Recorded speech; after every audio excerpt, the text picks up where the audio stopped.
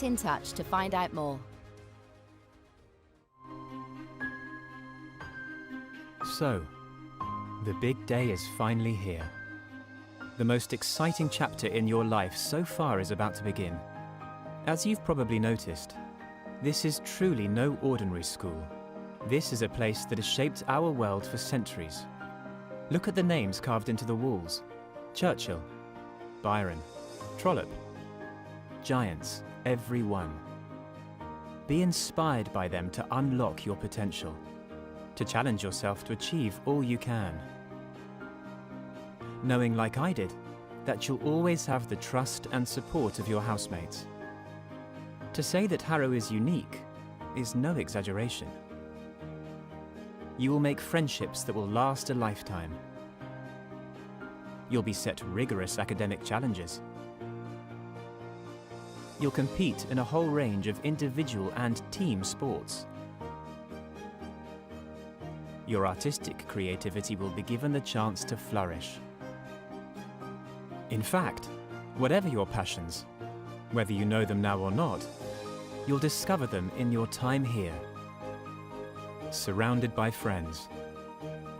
In 5 years' time, when you leave, you'll be equipped to take on whatever challenges life throws your way. You'll be ready to lead, to serve, to fulfill all your ambitions, whatever they may be. This is just the start.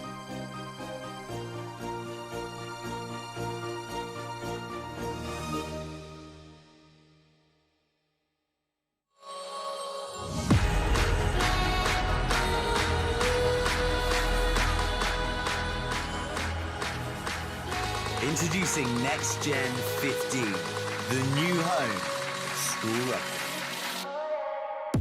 Well, where does this come from? Covering everything the school game has to offer in both the north and southern hemispheres. What a great tackle! It's not good enough. 1-2, skip a few and with the wheels. Highlighting tomorrow's stars, NextGen15 will be bringing you live games and a regular update of all the news and in-depth views on the global game. What's a kick? Where did he come from and how did that happen? All your school rugby, all in one place. This is NextGen15.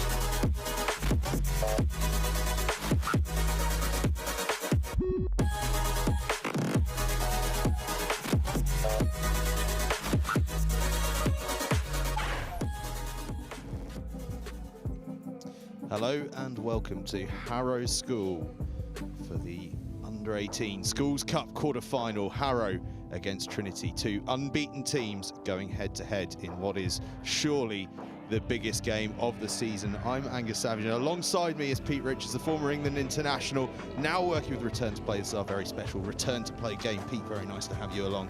Thank you, Angus. Good afternoon. Tell me a little bit, before we get into the teams, tell me a little bit about Return to Play and why what you're doing is so important. Well, Return to Play, we're a medical company, essentially a team of sports medicine doctors looking after schoolboys and schoolgirls, specifically around head injuries and concussion management. Both Harrow and Trinity, the schools out on show today, are both clients of ours, but we are essentially offering pupils and students that get head injuries access to the top medical care across their whole Return to Play protocol. So hopefully a really, really worthwhile product to be put in place for schools to ensure that their kids are getting seen by experts. Certainly is unbelievably valuable work. And on the subject of the sort of medical side of the world, one of the Harrow players today, a big shout out, Charlie Cross. His sister Mia is having an operation on a tumour as we speak. I know the family are tuning in to this game from the hospital, so we wish Mia all the best. And to Charlie Cross, playing a fullback today for Harrow, all the best as well. And we'll go through the rest of the Harrow team just about now. We look at the halfbacks, Gabriel Black and Philip Edstrom. They're going to be a good combination. In the centres, George Simpson and the vice-captain, Ollie Mile. He is a man to look out for, both going forwards and going backwards. And in the back three, Wallard and Suley. There's a great story about him we'll tell you later on. Charlie Griffin and, of course, Charlie Cross at fullback. In the forward pack, Jasper Coburn-Miller, Bobby Dunn and Philip Truscott, another of the vice-captains. Emmanuel Aloe and John Edwards in the second row. And in the back row, St John Smith, Reggie Hammock, and the skipper for today, Kepu Tuipulotu. Look out for that man. On the bench, Baba Obatiimbo, Conor O'Flaherty, Arnaud Deroy and Tito Ajua. Trinity, meanwhile, well, they have an outstanding set of backs. Lucas Friday and Josh Bellamy, England under-18 training squad. They could well be going on to higher honours than that, are playing at half-back. In the centres, Sam Medcraft and Ollie Bailey, and in the back three, Max Farrell, Omar Leon and England's Connor Byrne. Front row, David Bampoe, who was alongside me in co-commentary at this time last year, Quinn Singh and Kane Fleary. And in the second row, Joe Marvin and Ollie German. Back row, Eddie Brown, Will Pert-Smith and Roma Matabalavu, who, would you believe it, this time last year was playing on the wing. On the bench for Trinity, Temi Asanbay, Isaiah Oprah and Finley Kennedy. It is going to be a spectacular occasion, Pete. These two teams unbeaten going into this. So they've been the talk of the country really all year, going head to head. Finally, it's going to be exciting. Yeah, it really is, and one of those records is going to go today, isn't it? Very few schools at this stage of the season can remain unbeaten. I know Oakham continued that feat with a big win yesterday against RGS Newcastle, but you'd probably say the sort of circuits that these two are playing on, so tough. So to maintain that unbeaten record whilst keeping up a cup record during the week is even more impressive, because they're getting through a lot of rugby, right? Saturdays and Wednesdays. And as the season progresses, those fixtures in the midweek are getting harder and harder. So a really, really good prospect, probably sufficient for a final, you could argue, these two teams. But as is in cups, you sometimes get tough draws earlier on in the rounds, as England will face on Saturday against France in the World Cup. But yeah, it's a really good prospect. I'm really pleased, although pretty fresh this afternoon. The weather's great, right? We've got the sun out. There's not a breath of wind. So on occasions like this, sometimes the weather can be a leveller, but when the weather is good and fair, you know that the better team is going to come out on top, rather than perhaps the elements being the decisive factor. Absolutely. It doesn't matter if us two up here get cold, as long as the action is hot on the field. And on the field, you can see the referees in hot pink. And they've actually very kindly provided us with their names. Scott de Weimann is the referee today. You can see him there on your screen. In the background, Tobias Winey on the far side, and on the near side, Ashley Lipke. So that's our officiating team. And look at that there up on screen. This is just like I'm told it's Tobias Winnie. I'm so very sorry. There was a bit of chat before the game. I think I picked up the wrong side of the joke. Never mind. We can see though Trinity, they're not wasting any time. They are ready with their kit on the side of the field. Harrow have gone into the pavilion, which I'm told is being knocked down soon, for an amazing project where they're going to be bringing in a whole new sports centre, all big redevelopment. But over on that far side, there's a lone piper who I heard warming up earlier. There's a whole big crowd already with their song sheets out, and I'm told, Pete, that in about half an hour's time or so, the lads that have been on their soccer trials for next term are going to be turning up and bringing a bit of noise. It's going to be a hell of an atmosphere here. Indeed, I was here actually for a Harrow Eton game last year, and it was really well supported. And credit to the Harrow boys, they really get into full voice and support their team. And so, yeah, hopefully come 3 o'clock when those soccer trials finish behind us on the other pitches. Specifically into the second half, right, when the game will really be decided. That's where really the home advantage comes to the fore, with when you're starting to flag a little bit or under a little bit of pressure, having not only hundreds of fans but hundreds of your peers, your mates that you're in class with or share boarding houses with, driving you on, could be a decisive factor in this one. Absolutely, and out come the Harrow side to the roars of those supporters that Pete was talking about. And you'll notice on a few of those dark blue shirts, there's a crest on the front with the white crest with the blue line on the front. That is for players that have their rugby colours at Harrow School. So Harrow are going to be on the left-hand side of our screens in those blue shirts. It looks like on the right-hand side, all huddled up already, are Trinity in those famous sky blue and white hoops as the piper tunes up. And Harrow sink those final few thoughts. This game, a repeat of a quarter-final in the Under-15s Cup back in 2020. Those Under-15s are now this year's Upper Sixth. That game was an absolute classic, won at the death by a penalty try for Harrow. Will history repeat itself today, or will Trinity turn things their way? Both unbeaten and both very much ready for this one. Well, Next Gen, Angus, now being very much an international streaming service. I know the scrum half today for Trinity, Lucas Friday, my old teammate Mike Friday, his dad is in Cape Town with the American Sevens team, and him and the rest of the American Sevens team are tuning into this with excitement from Cape Town to watch. So best of luck to Mike and obviously to Lucas. Absolutely, an international audience and a high caliber one at that, as Josh Bellamy kicks us off, but it's not quite gone 10. We'll come back for a scrum Harrow on halfway, and perhaps just a sign of the early nerves that a high pressure game like this can bring.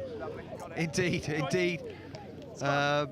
Kicking off usually actually is the choice of most teams these days, because it gives them an opportunity for some early territory more than anything, and obviously put the onus back on Harrow to work out a way out of their 22. But immediately the advantage goes to Harrow, with Kepu at number 8, I believe. Some devastating breaks off the back of scrums this year, but probably the hardest place on the pitch to defend here from a midfield scrum.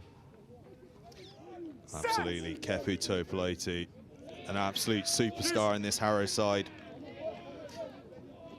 And he collects the ball in a nice move off the back. They go down the blind side. It's well defended by Trinity. So Harrow will just reset, work again, playing off the scrum half, Gabriel Black. Now out to the fly half. And in goes Jasper Coburn-Miller, setting up just about where this phase of play began. We're led to believe that if Harrow can get through a few phases, that's when the patience that they have starts to show up, and they start picking off a few gaps. They're still working through a few of those, but I'll tell you what, Pete, this Trinity defence is looking very solid early on, not allowing Harrow to make any sort of ground. Yeah, totally agree, Angus. It's most certainly their super strength, although gifted with some great players. It's really their defence which has been the base of their success over the last couple of years. And that man there in picture, Will Pert-Smith, with 7 on his back, very distinctive with the red mullet, is an absolute ferocious, phenomenal tackler. I was really impressed with him at the Joseph Festival back in October, but he really is the heartbeat of this defensive effort for Trinity. Absolutely, that shock of ginger hair can't be missed, can it? That's a good look, I like it. I'm just jealous. But yeah, it's certainly, you think about that scrum started on halfway. Is good. And look at that, 10 metres lost from Harrow, and now the turnover penalty to Trinity. That's definitely 1-0 up there for the Trinity defensive set. Massive confidence for them, and an opportunity, unlike the kickoff, which didn't quite go their way, but a chance for Bellamy to put them into the corner and really assert some pressure of their own with the ball in hand. Absolutely, and Bellamy, a talented kicker, winner of the Aura Trophy a couple of years back, but that one doesn't quite make touch. He went absolutely for broke. Do or die kick, and just going the wrong way for him, but Harrow send it long, and Trinity have a chance to counter with a bit of broken field, and this is where Bellamy excels as well. Can't quite escape the clutches that time as the big tackles come raining in. Trinity having to rush back to get in support. They've managed to just about tidy this one up. Connor Byrne having to step in there at 9. Bellamy and Friday both got tied in. Now Friday's free and just sticks one over the top, but Tuipulotu has it now, and he rinds through the gears. He throws the dummy out, now gets the ball out to the far touchline to Charlie Griffin. And Harrow now spill it through contact. Repeat the question I was going to ask you a few minutes back, as that penalty was getting lined up, was it was seen in that early opening passage of play that Trinity are obviously going to cause real problems with their defence for Harrow to break through it. What can Harrow do to try and counter that Trinity defence? Well, I think early on, not overplaying too much. I think there's a lot of rugby there played, you know, maybe 8-9 phases virtually in their own half. And I think early on what you've seen, there's errors, right? Early on there's nerves. Everyone is very, very fresh. There is an argument for, just as Bellamy's done there, to put the ball deep into opposition territory and ask questions of the opposition with ball in hand, because it's not all about running everything, you know, it's about playing at the right times, and quite often from turnover it actually is the very, very best time to play. There is a decision to be made after 4 or 5 phases without going anywhere to maybe change tactics. Trinity with a first little go with ball in hand, as you say, building off the back of that kick. Getting ball for the first time in Harrow territory. Medcraft takes this in. Trinity, of course, the champions in this competition. They won the title in 2022. I know we're in 2022 now, but the competition will finish in 2023. But Harrow, this weekend, were confirmed as the Daily Mail Trophy champions. So not only a battle of 2 unbeaten teams, but a battle of champions here in northwest London. And at every turn, the stakes in this game just could not be higher in schoolboy terms. I think it's really a case of adapting to the conditions, Angus. I think there's no doubt that this is, for both teams, probably the toughest fixture they've faced this year. So what they're facing in terms of defence is probably far better than they face in any other game. And they've both been relatively free-scoring teams, but when you get to knockout stages, obviously the quality, the further and further you go through the knockout stages, the quality of the opposition improves, which means those free scoring chances become fewer and fewer and far between. So as the game develops, what I'll be interested to see is whether the teams start to adjust their tactics somewhat to counter what they're facing. Yeah, it'll be interesting to see how it unfolds. Harrow send that one up to halfway. That's a really good clearing kick. And that's it, that's really, really smart, right? Good pressure at the line out from Harrow to get the turnover, but rather than trying to overplay there, just a really nice kick. Got some really good distance on it there, have Harrow pushed Trinity back into their half, and now the question again, there's an opportunity for Harrow again to steal the line out, but Trinity a long way from the try line here, and it'd be interesting to see what they try and do from it. Certainly will be. Quinn Singh, the man to throw in. They bring it down off the top, and Friday goes out to the back line. In fact, they use a pod of forwards out in that midfield. Now they come back the other way with Friday. Bellamy thinks he's spotted a bit of space, and he finds grass with a lovely kick. Just sits up nicely for Harrow to cover in the backfield, and Charlie Cross gets an offload away down that left-hand side, and now they're looking to just probe in behind. Bellamy's there to tidy up. Takes that one-handed very casually. He's caught by the Harrow chase. His teammates having to work ever so hard to get back there for him. Referee happy with everything there, though. Van Poe does a bit of tidying up work. Full bind. Use. Take half a step. Friday looks like he's shaping for the box, and does. It's a good hanging box kick into the middle of the field. Cross takes it well, feeds Griffin. Griffin now out to his fly half, Edstrom, who was lurking on the right wing. Good quick ball for Harrow. Coburn Miller now takes it in. Harrow, by the way, have already made what looks to me like an early change. I'm seeing a 21 on the field. That could, of course, be that some shirts are less well-fitting than others and have to be changed. No, white. Black digs that one out. Through the middle they go. Now they have a bit of front foot ball, but look at that from Bert Smith. On the back foot, manages to hold the man up and just buy his team time to recover.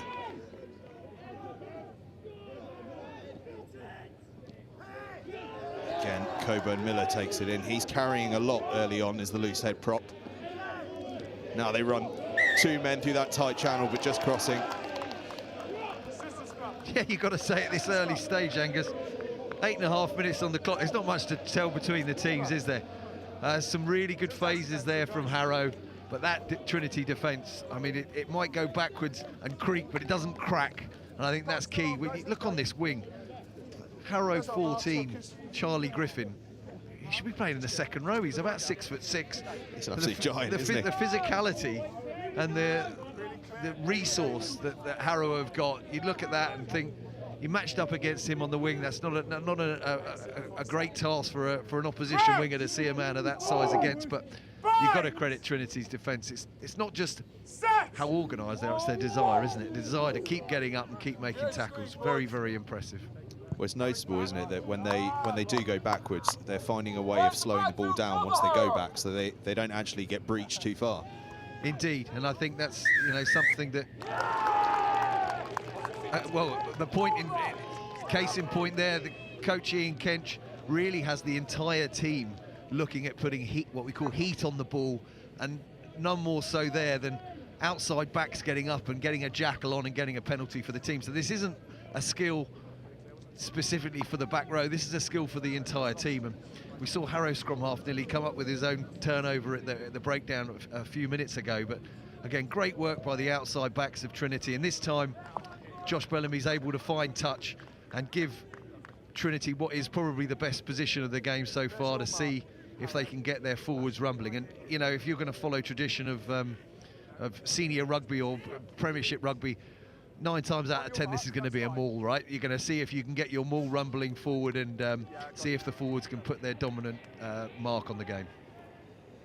Yeah, you've got to think surely the maul is coming. Bellamy gets this one into the corner this time. Use the line, guys. Good.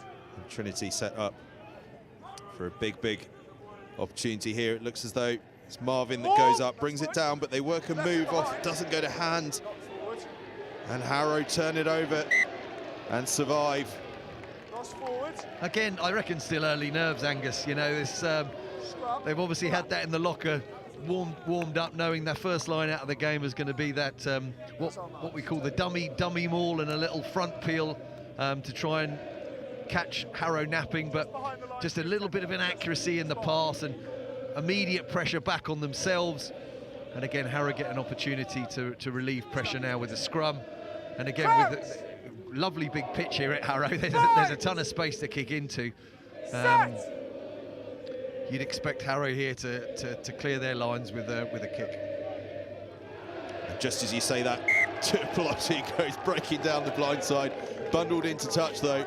Trinity deal with that threat very nicely, and we'll have the throw into the line out, and perhaps just a chance to just build some phase play here in the Harrow half. See if they can sniff an opening somewhere.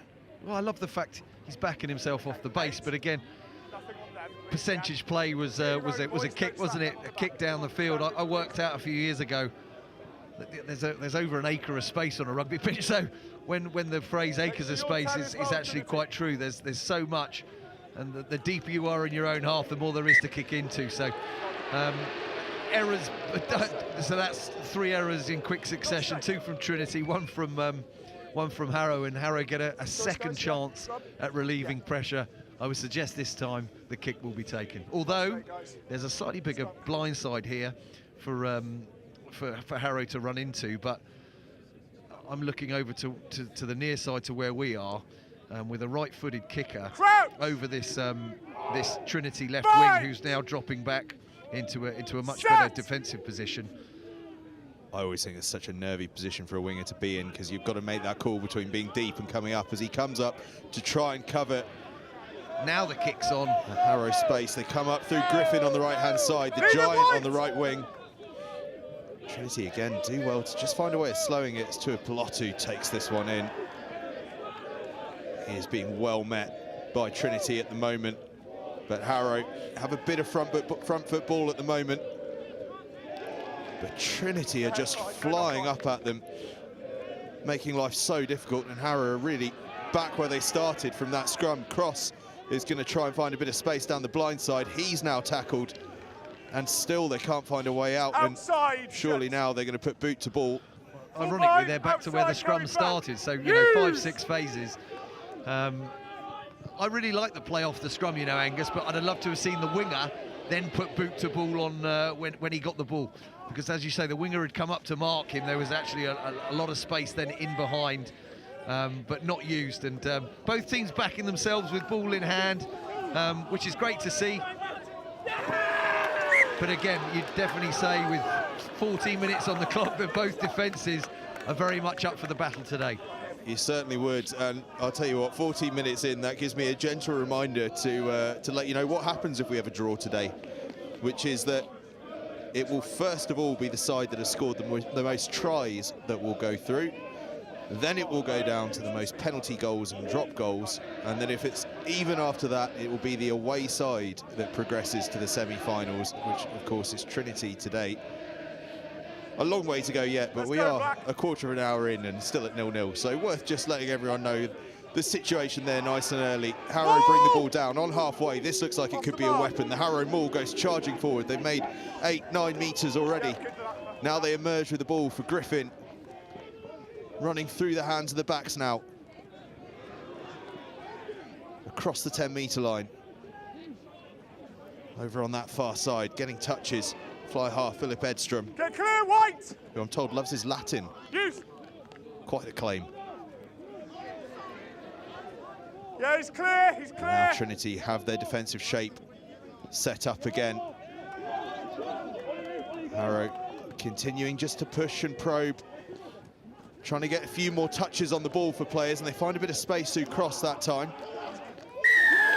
But cross is turned over there. 15 black. Couldn't quite make out who it was. In the red scrum cap there, it looks like the number 4, Joe Marvin. Yeah, fantastic. Good heat from Joe Marvin indeed. Time off. Again, great defensive pressure. Harrow building some phases, but neither team really able to get beyond sort of 5 phases without an error. And as we see the slow-mo here, Marvin, great technique, preventing the release on the floor, and another feather in the cap for Trinity. Yeah, he does really well there, doesn't it? It seems to me as though it looks like what Harrow are trying to do to find a solution to the early pressure from the Trinity defence is to try and get a lot of touches on the ball. They seem to be trying to pop it between each other, just change that point of contact as much as they possibly can. But what's great is there's a lot of ball in time, a ball in play time at the moment. So no team, no one's a superhero. You can't keep this up for 70 minutes, right? And with a reasonably small bench, people are going to get tired. So if the pace of this game continues, dragging them out. If we're taking a man out of the maul, make sure it's around the body, not the head. Okay? It'll be a penalty still here, boys. Referee just making sure that Harrow's clean-out technique is on all the right bits of the body. And coming back, I think that's where the home advantage will count in the second half, because the fatigue factor, you just simply can't keep this up. So as the game progresses at the high tempo that it's currently at, people are going to start missing tackles. At the moment, I don't think we've seen a missed tackle, have we? It's been very, very solid. In fact, a lot of 2-man tackles going in, a lot of heat at the breakdown. As the game progresses, those dominant tackles start to fall off, gaps start to open up, and it's really in that back end of the second half where potentially the game's going to be won and lost and the tries will be scored. But early on, you know, 3 points here, 3 points there, actually to get your team on the board. And this is where adapting to the conditions and not trying to play too much rugby, just trying to steal a few points where you can, could actually have a big effect come the end of the game. Interesting move off the line out here, well, nicked by Harrow, so even more interesting as Harrow just tidy things up outside the 22, almost poached again by Trinity. And another big dominant tackle from Trinity. Harrow keep the ball, but it is tough out there for the home team at the moment. Black gets it backwards to Edstrom. Edstrom fires a really nice kick beyond the 10-metre line just to relieve that pressure valve a little bit, but this is incredibly impressive. Yeah, it's intense stuff, but you know, good tactics from Harrow, and they'll be buoyed by the fact they've already nicked a couple of Trinity's line-outs in a good position. So as the game builds on, that's something as well, that something they're usually very, very confident with their line-out. All of a sudden they're starting to doubt themselves and maybe starting to force the throw. But I'd certainly say in this early exchanges that Harrow have the upper hand at the line-out. You're good there, there's your limit. Trinity claim this one. They move it out into the midfield, and a bit of space here as they go charging forward. Oh, it's a brilliant tap tackle from Tuipulotu.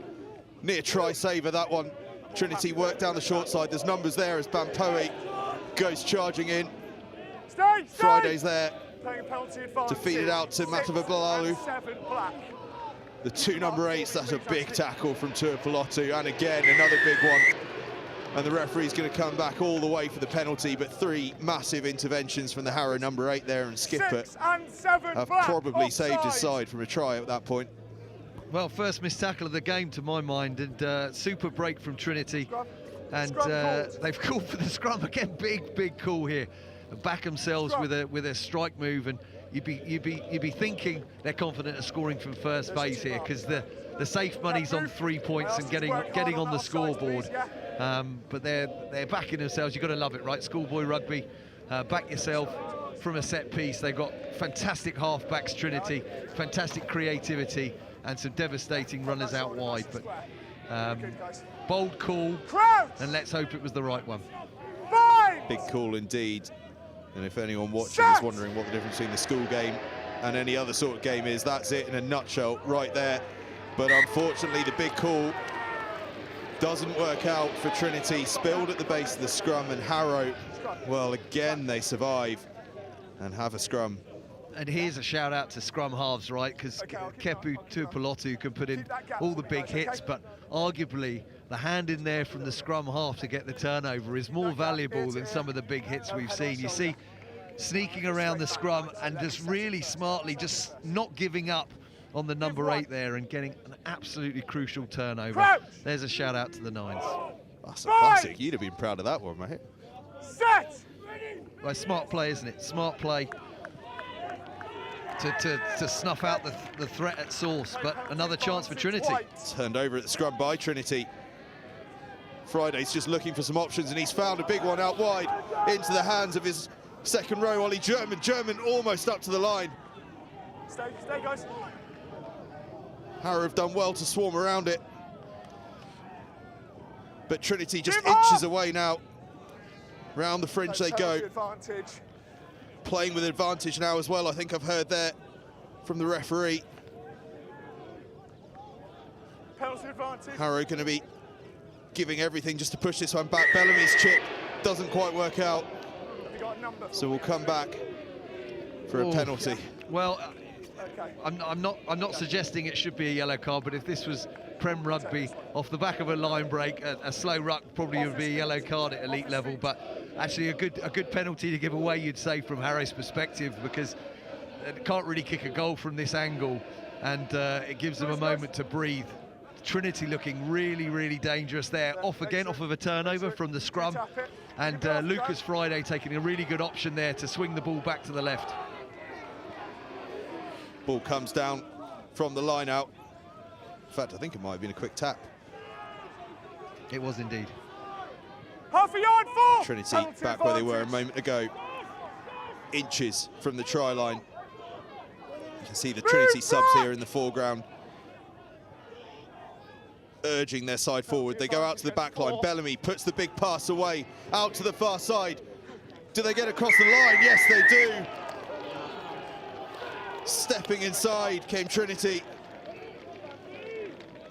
And you've got to say, after their early efforts, a well-crafted and deserved opening score from the away side. Kepu. I think it must have been Ollie Bailey out there. Kepu, Certainly 8. someone covering the outside Black, centre 8. channel. We'll have a look at the replay and see if we can Kepu. make out who it was. So this is the second Yeah, it's a time great around. finish Okay, again. I need your boys, Great bodyguards, guards, whatever at this you level to show such ambition to go wide. I think they did have penalty advantage, but again, a very traditional play we see so much now at the top end. The ball to the 12 with 13 running short and 10 being played out the back. It gives your best ball player, your fly half, slightly more time and space to make that decisive pass. And it was a fantastic pass, all the more impressive off his left hand. Most players, of course, being right-handed. I wasn't one, I was a left-hander. But a great pass, and probably on balance, Trinity worthy of that early lead. Well, it's not early really now, is it? 22 minutes, but first points on the board, and good reward for the pressure they've had the last 2 or 3 minutes in Harrow's 22. Certainly is. And it's Max Farrell, the left wing. Harlequins winger there for Trinity, getting across the try line. And after all of that defensive pressure and attacking field position, Trinity have the lead. Conversion just slides wide, so it's a 5-0 lead. We're about just over halfway through the first half. I thought he got it, but then I remembered that's the Harrow fans cheering for the miss. But I did think there was a bit of cheer went up. I was trying to work out what it was for. Yeah. Strange territory this for Harrow, but plenty of time still on the board, and a chance for them here to bury that ball deep into Trinity's half, and no doubt they'll get a position here. Yeah. Great clearance kick again. Well, this is actually only the 3rd time all season that Harrow have conceded first in a game. The first time it happened, they then scored 70 points. I don't think that's going to happen today, but you certainly wouldn't back against them having some sort of answer to the questions that are being posed currently. Tuipulotu could be central to that and takes the ball on, and now it's through Ollie Mile, the vice-captain and outside centre. On once more to Coburn Miller. We've already said he's carrying an awful lot. Tuipulotu now takes the ball on his shoulders, playing with advantage. So Black just stabs one over the top. It's a bouncing ball, could go anywhere. It's tidied up by Bellamy, so we come back for the penalty. Good response that from Harrow. I thought it was an excellent kick from Lucas Friday, but really good decision to go quickly from Harrow. They backed themselves and made some really good yards and immediately get a chance to respond. It looks like the T is coming onto the pitch, so they're taking the 3 points. I think it's important. It's a good decision if he gets it, but with Trinity missing their conversion, you know, 2 penalties gets them back into the lead, doesn't it? And it's important they get some points on the board in this first half to show some reward for their efforts. Absolutely. This is why I can be a schoolboy coach as well, because I'd have been sprinting on with the tee. I wouldn't be letting anyone else maybe do something else with that. Philip Edstrom standing over this penalty. London Irish man. Scored a crucial try in the under-16 Roston Park School Sevens final last year, but the penalty just drifts to the right-hand side. Trinity will have the 22 restart, but the ball should come Harrow's way in a decent position. That's the beauty when you kick for the sticks. You've got a good chance of getting the ball back, I always think. Behind the ball, please. Indeed, and it's pretty obvious from how they're setting up here that it's going to be this this left winger, or right winger, should I say, that's going to be in receipt of the ball. I'd love to see him just pin his ears back and go for a run himself. Yeah, Charlie Griffin on the right wing started for Ireland under-18 in the centres against Italy last month. Out on the wing here for Harrow. It'll come as no surprise that his older brother played in the first team for Harrow as a back row. That's Tuipulotu in the back row for Harrow. Comes storming through up to the 22. Can they get quick ball? It's not as quick as they might have liked, so it just allows Trinity to get back in shape.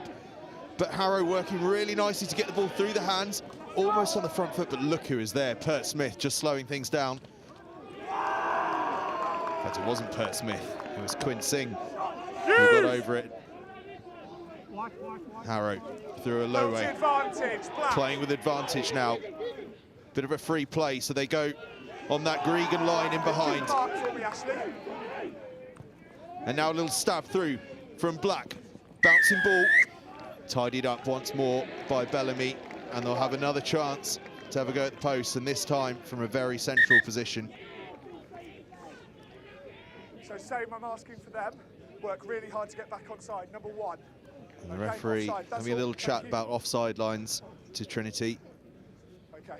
And that could become a bit of a factor. You know, if the referee starts to see that players are playing on the edge of their offside lines, that puts the defence on the back foot a little bit and doesn't allow them to come up quite as aggressively. Yeah, and when you see how good the Trinity defence is, there's no real reason to give away penalties, because they're, I must say, barring that last fantastic run by Kepu Tuipulotu, who probably hasn't as much of the ball as Harrow might have liked in this first 20 minutes, but they don't seem to be under a tremendous amount of pressure. They've just got to back themselves and stay disciplined. But of course, again, fatigue's a factor. There we go. A wobbly old kick, but it makes its way through, and the gap is reduced to 2 points. Harrow 3, Trinity 5. 8 minutes left in this first half. And this is just great to see, isn't it? You know, even at this stage, you'd be a brave man to back one team to beat the other, because both teams have got so many assets and so many ways of winning the game. It'd be really interesting to see how the next 40 minutes or so play out.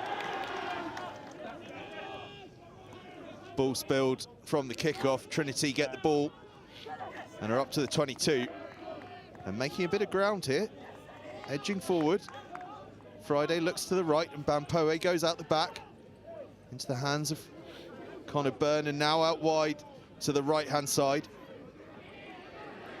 Big tackles coming in from Harrow. That's off the foot, that's off the foot. Balls come squirting out. Hard to tell what's going on down there, but I think eventually knocked on by Trinity. We'll have a scrum down.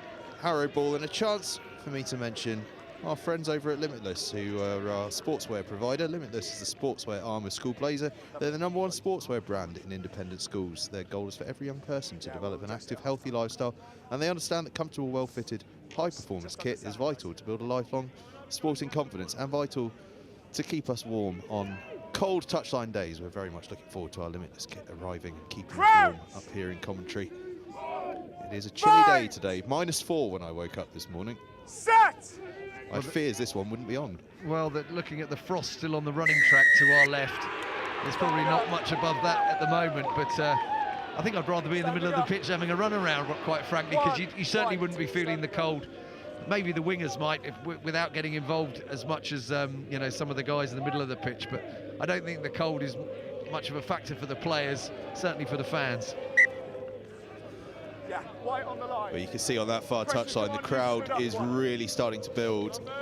You can see song sheets in hand of a few of them as well. The volume increasing and the drama increasing as well. Just 2 points between the two. A line out on halfway for Harrow, earning that penalty from the previous phase. Make sure there's a pause, please, gents. They're giving themselves a long walk into this line out. Keeping the gap nice and big though, as Bobby Dunn gets his dart in. He's been working with Sean Moulton, the throwing coach at Ealing Trailfinders and a part of the staff here at Harrow. But Trinity have the ball and pop it short to Mata Balavu. Oh, that must have been tight.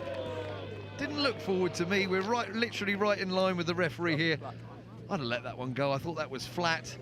And the big Trinity #8 looks like a devastating runner, doesn't he?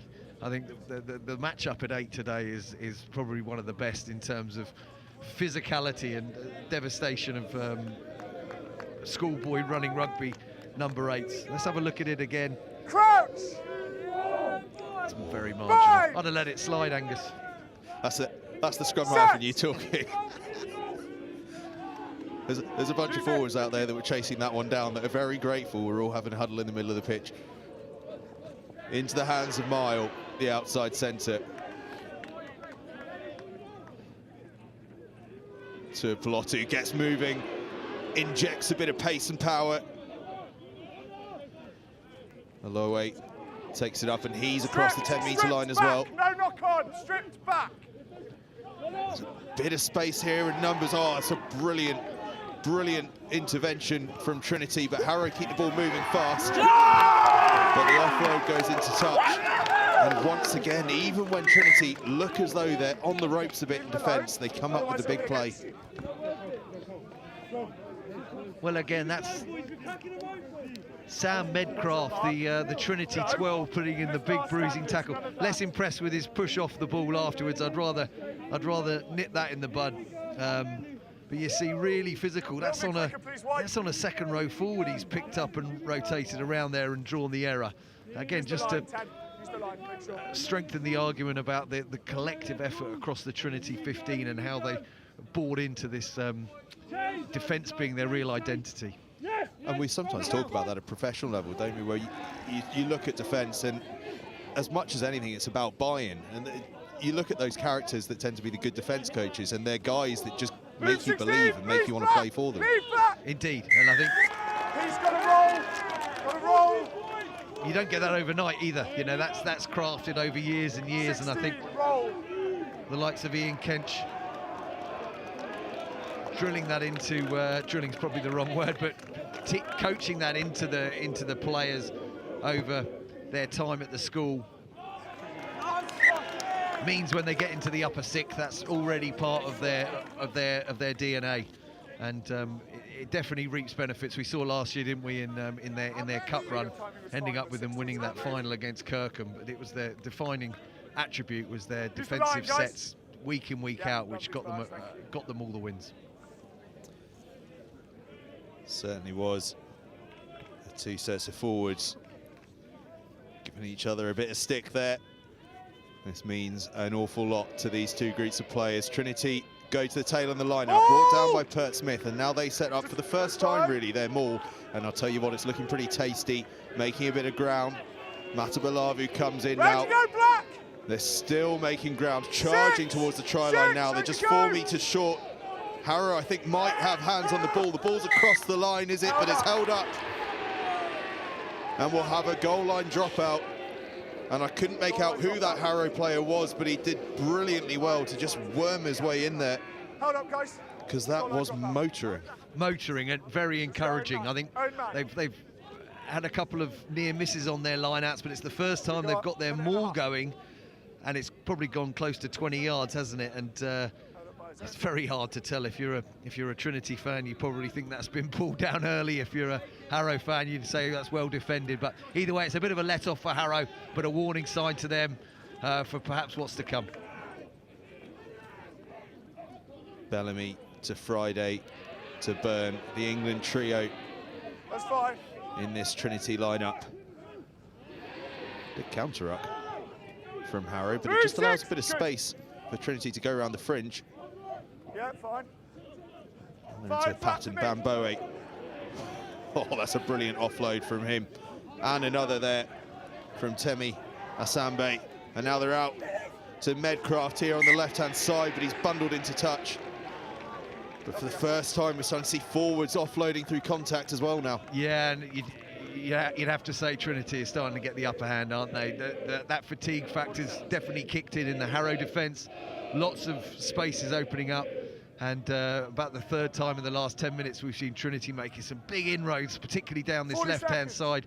Tends to be the way, you know, right-handed passes. It tends to always pass right to left. Left wingers tend to be busier than right wingers for the majority of times. And again, another warning shot for Harrow that this Trinity team have come here to take this win. And they've given themselves a mighty platform here. Pert Smith stealing the ball at the line out. Release, Trinity on the front foot. Harrow, well, I think they'd actually tried to listen to the referee there, but in pulling their hands away from the ball spilled loose, and the referee gives the penalty. Shot. And Bellamy this time decides he'll take the shot at goal. Pretty much the final play of the half. Disrupting the ball. Yeah, smart decision. You'd expect this to go over. Doesn't get much easier in terms of penalty kicks and position Josh Bellamy's got, and probably a fair reflection of the game the first half. I think Trinity, good value for a 5-point lead if indeed this does go over. And like you say, Harrow haven't been in this position many times this season. Maybe they've gone down early, but how many times have they been behind at half-time? Probably not at all. So some interesting questions to be asked, but that's what it's all about, isn't it? About adapting and finding a solution to the problem. Certainly is. Bellamy bangs over the extras. In fact, not the extras, it was a penalty, wasn't it? Gives his side an 8-3 lead going into half-time in this Under-18 Schools Cup quarter-final. It is tight, it is tense, and Trinity are leading against Harrow 8 points to 3. And I guess, Pete, well, let's start with Harrow. If you're Harrow in that half-time huddle, what's the conversation sort of taking place around? What can they do to change the tide of things a little bit? Well, I think you've got to respect the fact that Trinity's defence is the best they've come up against all year. So the concept of running from everywhere, I think, needs to change somewhat. And I think you've got to play, when we say in the right areas, but play in Trinity's half. And if you're not in Trinity's half, how can you get into Trinity's half? So how can you use your kicking game to put pressure on, or play from turnovers to get yourself into those positions? I'd love to see some of their more devastating ball runners, particularly the captain, Keputu Palutu. The last 2 times he got the ball in opposition half, he made 20 metres on each carry. Now, if that's going to continue, I can only see that getting more as the defence starts to get a little bit more tired. How can we get him in key ball-playing positions to make those carries? Because it's pretty simple, right? You get him 20 metres across the gain line, the next phase is far, far easier, and that's the phase then that they should be looking to score off. But we need to get our key ball runners, getting us ground, then releasing our backs. And I guess if they take that advice on board and start to play that kicking game a little bit more, they know that it's likely that the kick is going to get returned, because that's what often happens. That gives them the opportunity to leave him lurking in the backfield, ready to pick a line off someone's shoulder or to carry it first phase himself as well. So that in doing one thing, they present themselves the opportunity to do the other. Indeed. Or the alternative is to kick for contests. And I think around that sort of halfway where Harrow are going through lots of phases, but still 50 metres from the try line, how about going high? How about putting a contestable kick either on the far wing, the near wing, that can come from either your scrum half or your fly half, and you've got a contestable kick somewhere around the 22. It's a bit of a coin flip. If you win that ball back, then you're really in a good position to play. If you don't win it back, you can then counter ruck, you can then put pressure on Trinity. Trinity might end up kicking the ball out, give you a good line-out position, whatever that might be. But yeah, it's working out.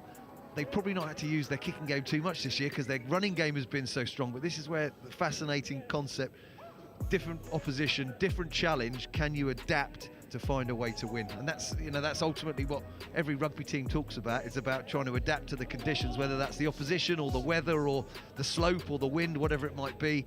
But I would fancy that Harrow haven't faced a defence like this all season, so it's about finding different answers to these questions. Absolutely, and with Charlie Griffin on that right wing, 6 foot lots, he's a good man to be sending that ball crossfield to and saying go and contest, because he's got a foot on anyone around him. Indeed, and more importantly, he's got at least a foot over his opposite man, who's sitting there probably thinking, I hope a contestable kick doesn't come onto my side of the pitch. So that's where half-time's great, right? That's where you're getting some feedback from the players, that the winger, you'd want him to feed into his group and say, look guys, I've got a mismatch here on the wing, give me a kick, or I feel like I've got space. If you get me a miss pass, you get me the ball early, I think I've got the better of my opposite man. Equally, you've got coaches feeding in from what they can see. Good coaches stand behind the post, see the space a little bit more than perhaps some of the players in the heat of the battle, just see what's directly in front of them as opposed to the whole pitch.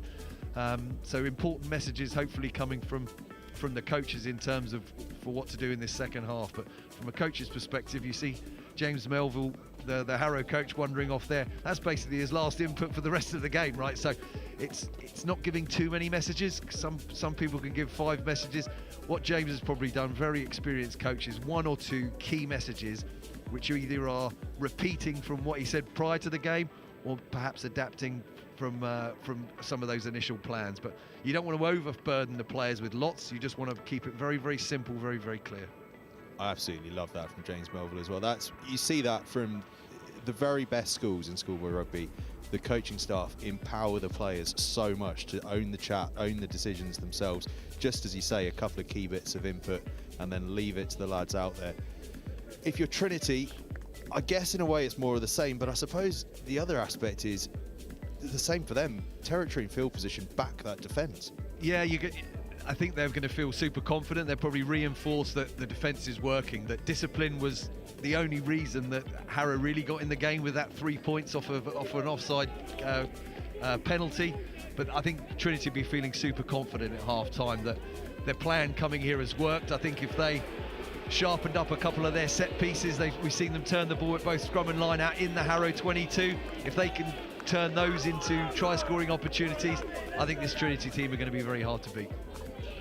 Well, we're going to find out very shortly. The players are ready. Trinity on the left-hand side of your screens in blue and white hoops. On the right-hand side, Harrow, U18 Schools Cup, quarter-final, Trinity leading 8 points to 3 against their hosts. Oakham are already through, and we saw sadly on yesterday's live stream the game abandoned due to injury between Marlborough College and Blundells. That'll be replayed, and tomorrow night Kings Macclesfield against Finborough. Those are the 4 quarter-finals. Oakham already through. Will it be Harrow or will it be Trinity that joins them? 35 minutes to find out. And Trinity Start off with a high hanging box kick, claimed nicely by Harrow into the hands of Cross. Skipper at Dulwich Prep, when Matabalavu on the Trinity side was one of the players under his charges there. Harrow making some ground down the right-hand side, injecting some pace early on here, but just spilled through contact, so Trinity will look to clear their lines, I suspect. We're going to have a break around the fringe just while they free up Friday, either to kick or deliver the pass. Looks as though it's going to be the box. Yeah, I mean, he's a great kicker of the ball, right? We just saw that first box put up. Bellamy thought he'd spied a soft shoulder there, got himself on the front foot, so they're going to move the ball wide, and there is a bit of space here. I think that's Medcraft in possession, but it's really well dealt with by Reggie Hammock, the London Irishman, absolute workhorse, and showing that work there to get in and intercept. Could have been a try-scoring pass. And here he is again, Hammock. Harrow go deep out the back. That's something they didn't try too much in the first half, and so's this, something they didn't try too much in that first half. Stabbing a kick through from Cross. It's a good chase on it as well. Bellamy escapes the clutches and gets the ball forward. But Harrow have a bit of space to play in. The pass is flung out. Chase is really good though on that second pass. First pass rather. Taken in now by a low weight. Harrow finding themselves on the front foot a lot more easily than they did in the first half, but again just spilled forward on that far side.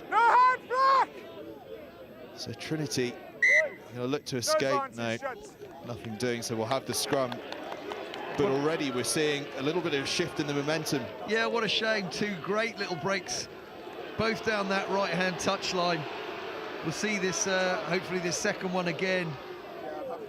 Probably Trinity just guilty of folding too many defenders to the open side. And some really lovely hands. And couldn't quite hold on to it. Admittedly, Josh Bellamy was there to make the tackle, but with the Harrow attackers flooding through, that could have been the score equaling try there for Harrow. But they'll be encouraged. Great start to the second half for them.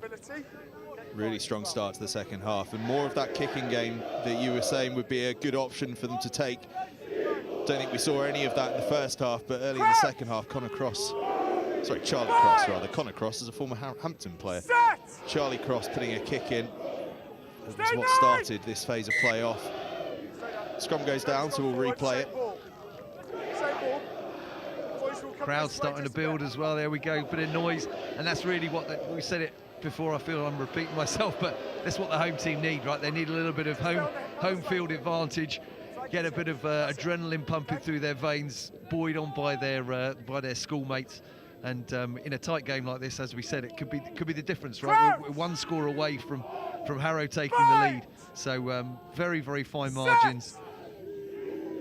Can the fans add that extra bit of value to their team? Trinity trying to play out from the back. Medcraft again has it. The ball just spilled out into touch, and Harrow cheers go up as that one goes into touch. And as that crowd is built, there is just an early sense in this second half that Harrow have got their tails up a little bit. Yeah, but again, Trinity finding some yardage, hasn't they? A couple of times down this down their right-hand side, and although they spilt the ball, it's as good as a kick in the first place, isn't it? And asking questions, and I've probably been watching too much Premier Rugby because actually the players are taking less traditional routes, but you can argue they're more successful. You know, they're running from deep Trinity a couple of times there and finding some good yardage. Credit to them. I think Josh Bellamy, I've seen him play over the last couple of years at 10. Real maverick, you know, does things that aren't traditional, and I think that's the beauty of how he plays the game. Unpredictable, and does things slightly out of left field.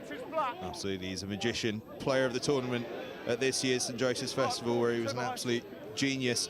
But it's Harrow who are on the front foot, and that's a lovely offload out to Griffin down the right-hand side. Griffin also strong through contact into the hands, as it are, of Simpson. He's across the line. The referee's going to have a chat with his touch judge. This is going to be oh so tight. guys. Okay. Superb strength from I've Griffin. got grounding for try, unless you've got anything. Referee, I think, otherwise. saying there he's got a grounding. Leading with the forearm. Okay, so we'll go back for the original penalty. Okay. No Leading with the try. forearm. Penalty back over here. I'm not sure about that. If he's led with the forearm, that's foul play. So actually, that technically, without being too critical of the ref, but foul play supersedes a penalty for offside at the scrum. 3 points. So Harrow got away with one there. I didn't see the leading with the forearm. We've got 14 leading with the forearm, guys. It was a Leading tremendous with the bit of forearm, I think it play. was a try, wasn't it? Apart from that, the try would have been given. So desperately disappointing for Harrow, but pretty lucky they get another shot at it. Penalty not overturned, and they're into Trinity's 22. Yeah, great opportunity this for Harrow. It was brilliant play down that right-hand side. Charlie Cross with the glorious offload out the back, and then Griffin with Guys, on such your power mark, through this is contact. great. There you go. George Simpson, On your well, he's 16. nicknamed Hunter after Hunter Grab this. Paisami for his big hits, and 5. had enough power to get across the line. 6. That's fine. Can his team produce something similar to get their first try? 5. They've done the first part of the job, got the line out safely down, and the maul comes on, and the power comes through very, very quickly. They do incredibly well to stay on their feet. I think Trinity tried to bring it down and just couldn't manage it. Harrow's still rumbling forward. Now it does go down, and the referee's arm goes out. Yeah, that's good. That's pretty cynical. I think that's probably 16. Well, they had 2 goes at it, didn't they? They tried to pull it down one time, and Harrow just kept on surging forward. I think you've probably got to have a little chit chat with the captain there, because that was rumbling forward at a rate of knots, wasn't it? And whether it was accidental or not, but there was a Trinity guy on the floor which tripped all of that up. But great chance, best chance of the game really for Harrow right here. Harrow don't set up for the maul again though. They go for a quick tap through Tuipulotu. He goes close. Now Alue goes close, but it's held up across the try line. Held up. Goal line drop out. And Trinity, well, look how much that's pumped them up. David Bampoe there in the background, having a bit of a rest, but he's certainly using up plenty of energy behind that try line. He is very excited. And Trinity are going to have a goal line dropout, survive the onslaught there. Time's off, guys. Where's... Time's just off for a bit of a bang, and I guess a bit of an injury break here. It gives us a bit of an opening to talk about once more the work that return to play are doing. And I guess, you know, this looks, I don't think it is a head injury, but the head injuries are such a key part of what you guys do. I mean, all injuries are important, but head injuries, you know, the climate of the game at the moment, what you guys are doing is making a real difference in terms of people understanding, but also people understanding what sort of treatment and what sort of action they need to take. Yeah, I mean, the key to it is the man in shot at the moment there with the orange hat on, Dr. Sam Bark, the founder of Return to Play. You know, he's a big sports enthusiast, as we all are, and the aim of the company is to make sport in schools safer. We're not here to take sport away from kids. What we want to do is ensure that kids are returning safely at the right times, having been run through that 23-day protocol and seen by doctors at various times during their recovery. Really, really important. I think, as I mentioned to you back at Seaford in January, you know, you see the commitment of these lads today. It's no different than what you see on a Saturday this weekend in the Heineken Champions Cup. But those players are lucky enough to have access to some great doctors. What we're able to do is give school pupils access to the same level of care, and it's a very topical subject at the moment, particularly in rugby, and hopefully we're doing our bit to help schools that we work with keep their pupils as safe as possible. Hugely important work, and hugely important work from Kepu Tuipulotu there for Harrow, charging forward into Trinity's 22. Out to the backs they now go. Cross has it. Cross off fast hands. Brilliant handling from Smith.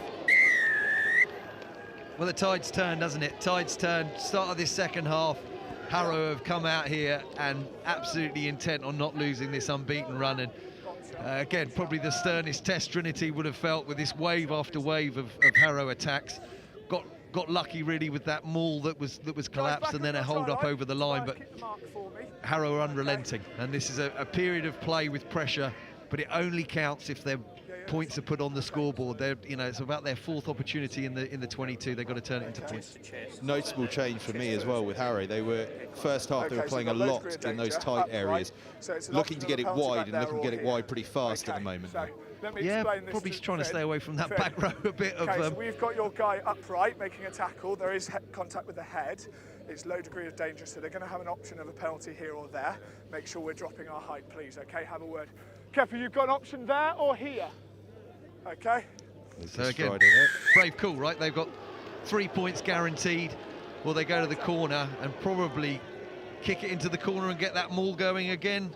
Time back on, yeah. That looks like the option they're going to take. And from what we saw from the last maul, if they can get it caught, then they're odds on to score.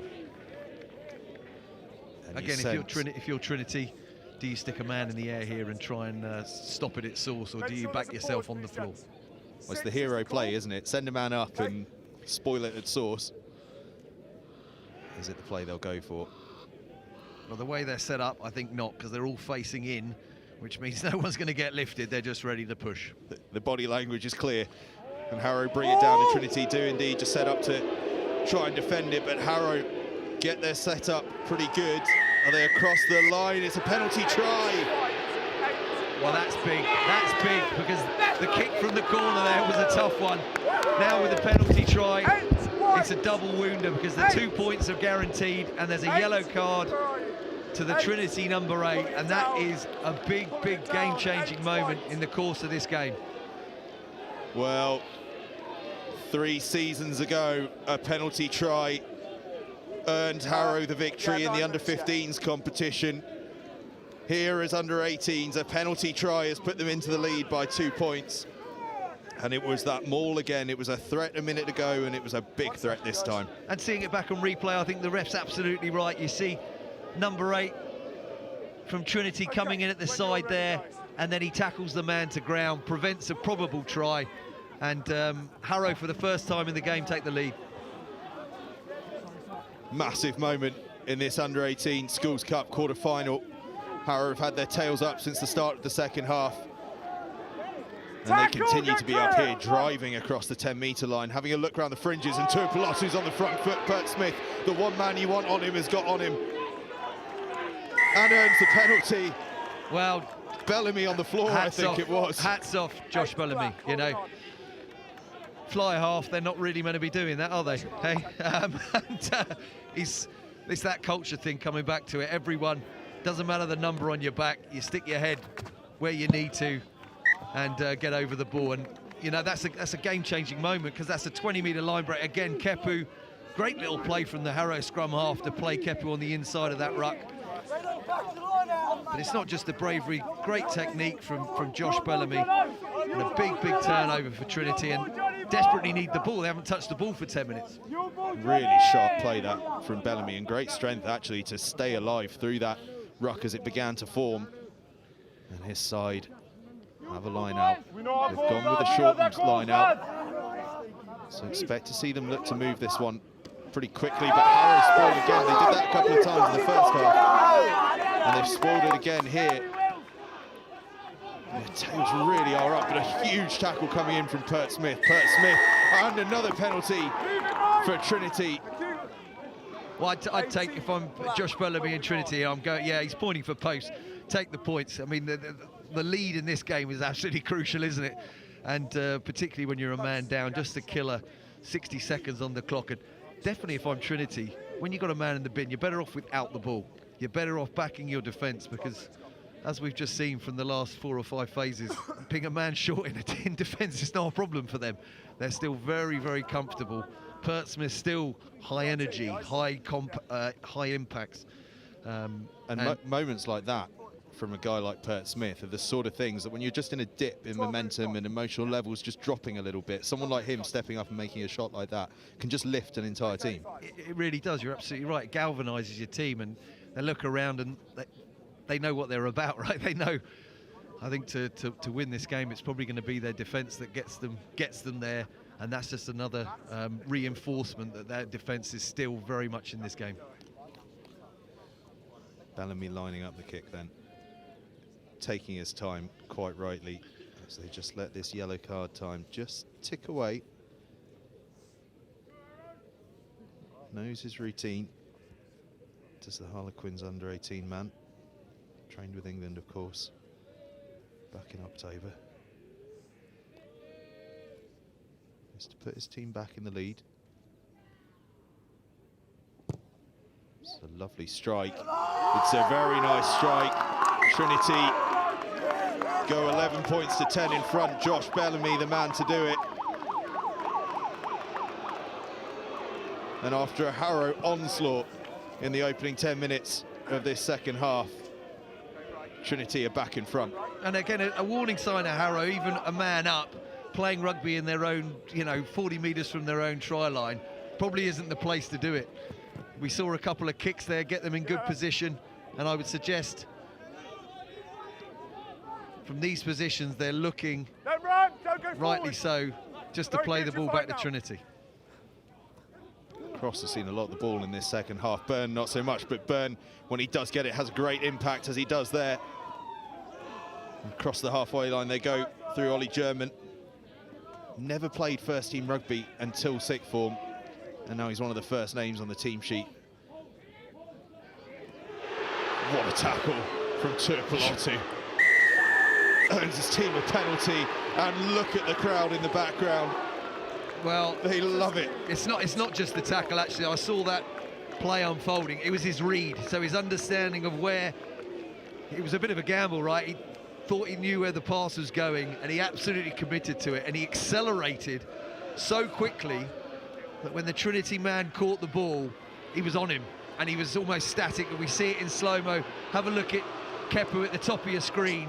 Look how he accelerates out of the line, and then, I mean, he probably, from a tackle technique perspective, probably got his head the wrong side of that tackle, but a big, big play, and a bit of a leaf out of Trinity's book there, turning your defence into an attacking weapon, and a great position again for Harrow. And if they weren't to maul this, I'd be very, very surprised, having what took place in the last two line-out mauls. Yeah, you've got to think they would. Superb play from the skipper Tuipulotu there on Connor Byrne, the England fullback as well. But it's nicked this time by Trinity, and Pert Smith throws the big pass out because there's space out here on the right-hand side. They go for the big skip pass. Oh. Doesn't quite go to plan, though. Great ambition from Trinity, but poor execution. And again, if they had that time again, could kick in the ball 60 yards down the pitch from any one of these backs and just saying, Harrow, what are you going to do from deep? Because again, you've sort of let Harrow off the hook a little bit there, haven't you? And it's just great play from the Trinity line out to get the turnover, but they're going to have to do it again. On your front man. There you go. Harrow surely going to set up the maul. It's worth pointing out, actually, by the way, that Harrow today are without huge swathes of players. Their skipper, Cam Ellis, is out injured, and vice-captain, Toby Fernyhough, is away on a Cambridge interview, but still, the depth of talent they have is amazing, and this maul is pretty amazing as well. Thundering forward, still on its feet. Trinity have pulled it down, but still goes. Referee's now got his arm out. So Harrow playing with advantage, but it's not going to change the tactic too much, I don't think. They're going to just rumble this around the corner. Coburn Miller is the next man up. Now they look a bit wider. Hitting that short line to the right-hand side, and now they go left here. Through a low weight. Zigzagging a little bit to Tuipulotu now. Gets it out to Mile. That's well dealt with by Trinity, but we'll come back for the penalty. And once again, the only solution to dealing with that maul is to bring it down. It is a real weapon for Harrow. Well, you've got to credit both teams. I'm so impressed, talking from a return to play perspective about the physicality, but I'm really impressed from a rugby fan's perspective. These are schoolboys, and the physicality and commitment they're showing is absolutely first rate. And albeit Trinity gave a penalty away, but their resilience still, with 14 men on the pitch, to hold Harrow out phase after phase is so impressive, and a real credit to themselves and their school. Well, and there are good penalties and bad penalties, aren't there? And if you don't get a yellow card there, you'd say good penalty. Yeah, and with that yellow card clock at the top of your screen's just gone to 0. So You've got to go. You've drop. One's got to drop. It's got to be 7. Somebody on the flank. Lovely. At the next stoppage, they're going to get back up to 15. So the last chance really for Harrow, with a man advantage to get back on the scoreboard and take the lead again. And they've put Kepu in the back line, which is not the worst decision in the world. That's the quirk of school rugby. You've got to have even numbers in the scrum, which means they've got an overload in the back line, and they use Kepu Tuapolotu as that overload in the back line. He's actually really nicely dealt with by Trinity in midfield. So now they move the ball to the right-hand side. Mile bounces off the first tackle, really quick hands, but ball just goes to deck. So they'll just reset and go short here through Arnaud de Roy. Stay white. Bit of a wild one there, but it's into the hands of Griffin, who probably won't mind picking it up on that line. Tuapolotu now goes direct. What else would you expect? Through the hands they go again, cross eyes met brilliantly. Trinity working so hard defensively, but Harrow keep knocking. Mile this time. Well, if you notice the way the Trinity defence is, they never buy a dummy line, right? So if someone's on a short line, they mark it. So which is why Harrow have some success out the back, because that's where the overlaps are. There's no space through the middle because they're drilled to never take a dummy line or push off of that dummy line. But again, this looks like it's going to be another card for Trinity. Oh, that's heartbreaking stuff. Heartbreaking for Trinity. Just as they get back up to 15 men, they're bouncing back down to 14. And again, another period of sustained pressure here from Harrow. And they tried the scrum, probably not as successful. I suspect they'll probably kick to the corner and get their maul operating again. Go down, match you. You match them. Yeah. Yeah, that quirk of the school game where you've got to have those even numbers at the scrum. It sometimes leaves you in that odd situation of thinking that you need to put someone in the backs and try and just use them as a target. And actually, sometimes you just got to go, well, if we've got an extra man in the backs, we've just got numbers. Play it. Yeah. Well, particularly from where they're at, they've probably got a 3-man overlap at some point. And I would suggest that Tuapolotu is probably the greatest decoy in the team in terms of interesting Trinity defenders. But they did well again, Trinity, and this defence is bending. Here goes the maul again, and it's on a fast one again, and Tuapolotu just breaks off the fringe as it started to crab to that left-hand side. Ball is so close to that try line.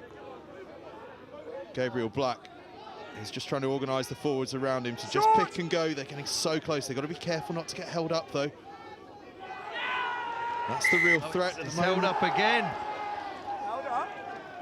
And with the law around dropouts to restarts, they get another penalty, and surely will go to the corner again.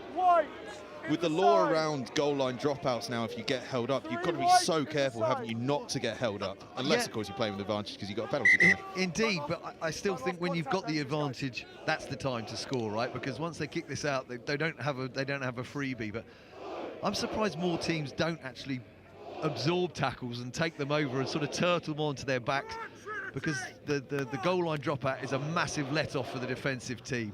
And rather feels like the ultimate escape, doesn't it? Just to absorb the contact and just accept that you're going to lose that battle one-on-one, but you're going to win the war in effect because you're going to get the ball away. Indeed, I like that. Good terminology, the ultimate escape. It really is, and you'd always see it as a bit of an error from the attacking team to make that decision to not be on the floor with the ball on the floor to actually be held up. That you've got to make better decisions if you don't think you're going to make it to recycle the ball. And not get too greedy with the goal line fever. All good one? I think we were just waiting to... I'm not sure what we were waiting for. I was going to say I thought we were waiting for a ball, but the ball is in play. We'll put White on the line again. White on the line. Someone was getting treatment, I'm told, behind the crowds of players there. The return to play medical staff getting to work. Good. Harrow line out then.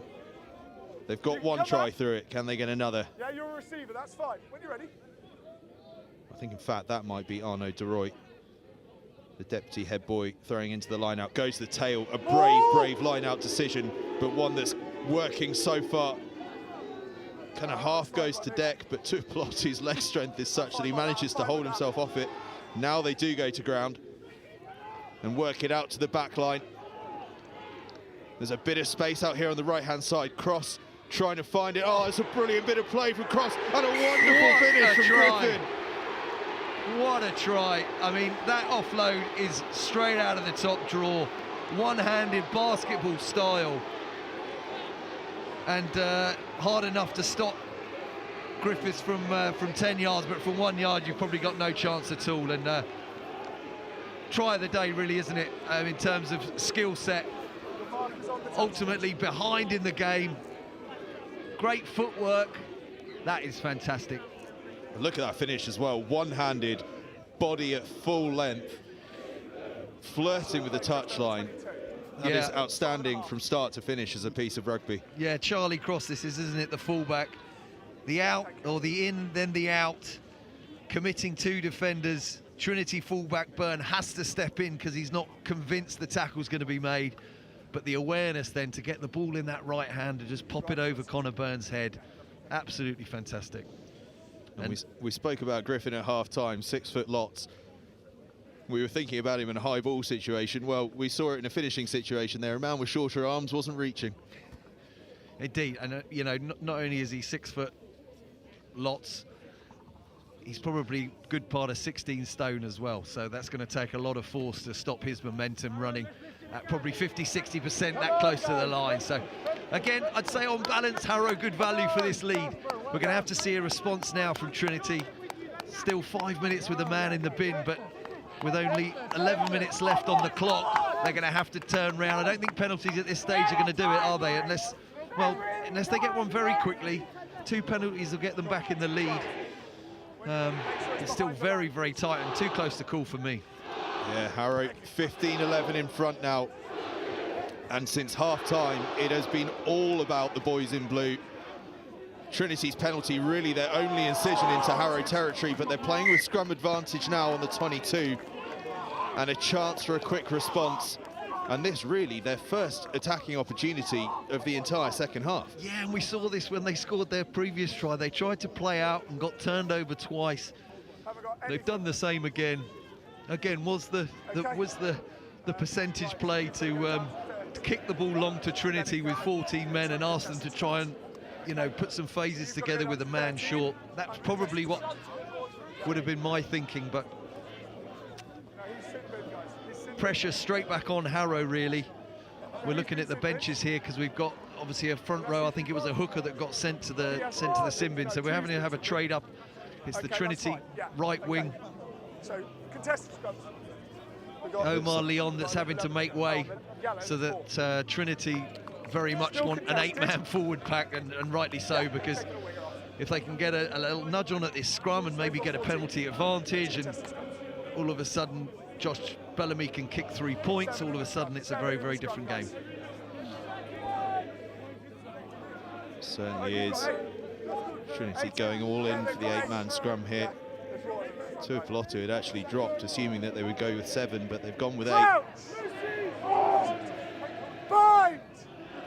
I think they'll probably go blind, because that blindside winger has gone, and they do. Sorry, you've got to think they'll go open, is what I'm trying to say, and that's what they do. Bellamy, Byrne here on the right-hand side, injects a bit of pace. Into the 22 they are. Matama Valalu.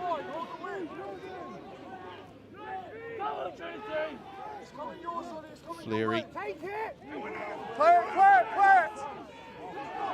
Pressing through, it's turned over though by Harrow. Leave it, White, leave it! You're off your feet, play, got the ball. Tackle! Brilliant turnover for Harrow, ripping it through the tackle.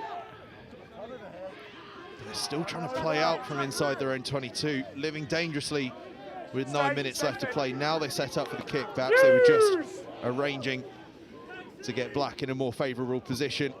Hoists a high one. That's a super kick, it's a really super kick.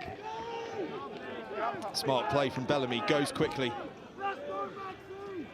What a tackle. What a tackle from the Harrow 10. Elstrom on Friday. Friday did really well though to pop it up to Bellamy. Harrow flying through on the ruck though and have turned that one over. Coburn Miller now Gets the offload away, but what a tackle that is from Trinity. Mata Balavu, once again. Harrow keep possession, find a bit of space again on the right-hand side. That's where they found. Well, there's space out on this wide outside. They can get it there.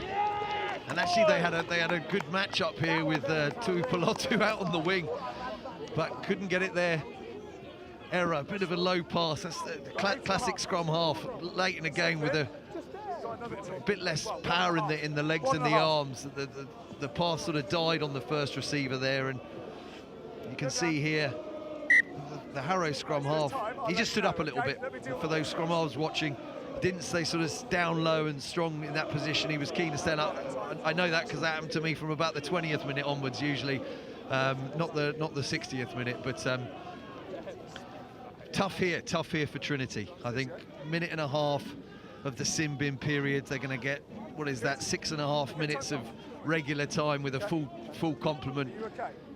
The concept is very clear. It's a try to win it, right? Forget the conversion. It's a try is going to win them the game. Can they get themselves in a position to do that? What's their biggest weapon? Probably, again, a bit like Harrow's, it's that set piece, isn't it? Getting a line out drive or something of that description close to the Harrow line out, try line, beg your pardon. It's trying to manufacture a position like that to win the game. What do you think the way of getting to that sort of place is? Do you think you try and play to it, or do you think it's about putting the ball there through the boot perhaps, and trying to earn that penalty, or try and earn a poach of the ball to work off from there? Indeed. So if they don't have the ball, actually they're feeling pretty confident with their defence, but actually this position right here is a really good opportunity, because Harrow scrum halves marking the far side of the scrum. So you've got six Trinity backs lined up, plus if a scrum half runs against 4, so you've got a 6v4. Really good opportunity to find the spare men.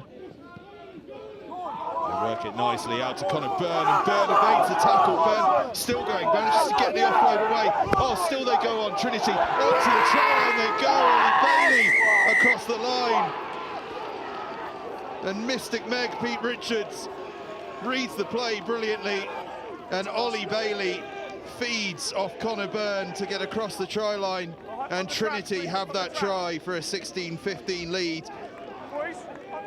What a moment. Yeah, again, the same play we've seen Trinity run over and over, but Connor Byrne at fullback really showing his class, beating 1-2 tackles. And then Ollie Bailey with that footwork to go back outside. So we see Byrne here with pace. He gets that handoff there to the Harrow 13, then beats the 12, then Bailey stepping back inside. That's really nice from Bailey, just to cut back inside really and realise what way the defence is all moving. Really nice play. They backed themselves, didn't they, in the first half with scrum moves. It's obviously something they work on. They've got a really dangerous back line. I think, when you've got Josh Bellamy coming out the back, you can see his passing game. Again, that's left-handed passing, really slick.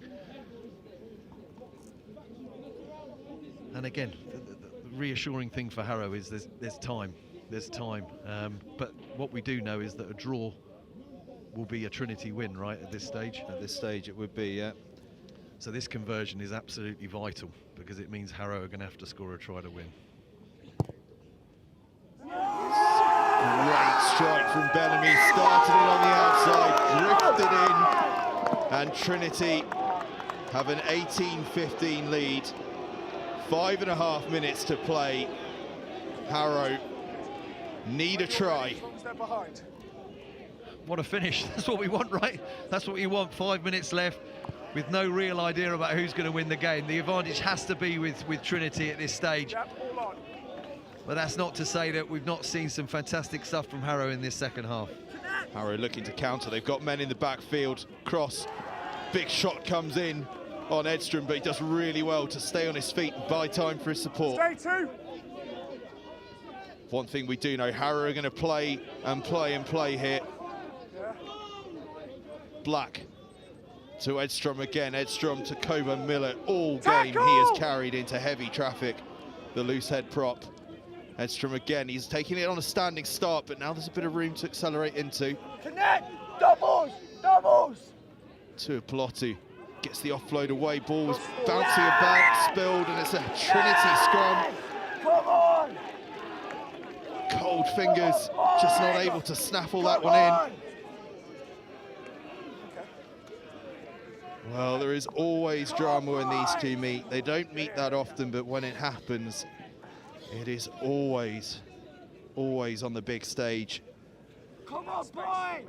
A Colts semi-final at Rosslyn Park last year, won by Harrow in a tight one. As under 15s this season before, that tight cup quarter-final, one in the last play with a penalty try by Harrow. Now here as under 18s in a cup quarter-final. Oh, what a play from the scrum half. You're offside. Offside. Gabriel Black with almost a hero play there, but it's a penalty instead. 9, Black, offside. Just to finish that train of thought. He's got to stay behind the flank. A dramatic finish needed here from Harrow, but it is going to have to be, you would assume, if this kick goes into touch, a very, very dramatic finish, because they're going to have to go 60-odd metres, 3 minutes to play, and a Trinity line-out.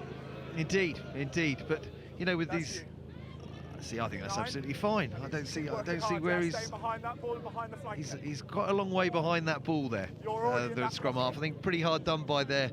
White, let's go a little bit quicker, please. Harrow 9, Gabriel Black. I think he's had a really, really good game there in the 9 shirt for Harrow. I say we'll be watching that back, thinking what he did wrong. Harrow have been really good against the Trinity line-out so far, but Trinity just seal this one. It's scrappy, but it's in their hands, and that's all that'll matter to them at the moment as Bellamy goes dancing through the defence. He's eventually tied up. Friday's just having a chat with those around him, making sure they're where he wants them. Bailey, the try scorer. Well, they've got to gamble a bit here, Harrow, in terms of stealing the ball on the floor. I think every time there's a breakdown, there's an opportunity for a penalty. They've got to be thinking they need to get competition at every breakdown. And they've done just that there, ripping the ball away from Bellamy. They've got counter-attacking ball to play with if they can move it fast. Out to this left-hand side. Sensible decision to hold on to it. They looked like they were going to throw the offload, but they do well to hold on. Once you got the ball in your hands, you got as much time as you want. Thank you, Finn. Edstrom to Tuipulotu. Barnstorming through and across the halfway line. Edwards, big pass out. Harrow put boot to ball. And Sully bounces out into touch, but this time, just over a minute to go. Trinity line out. And Pete, we wondered whether Trinity would throw a man up earlier. I think we can say for sure Harrow are going to throw one up here. They've competed so well against the line out all day today. Indeed, indeed. I mean, they've got no choice, right? This is the game's right here. Trinity win this line out, and I think the game's over. It's a nice play from the Harrow left winger, Willad Nasili, but the bounce unfortunately evaded him at the last minute, and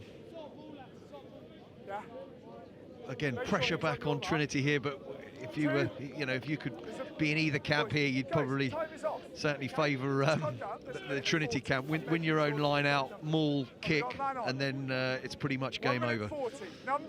So it's critical. If Harrow want to win this game, they've got to win this line out.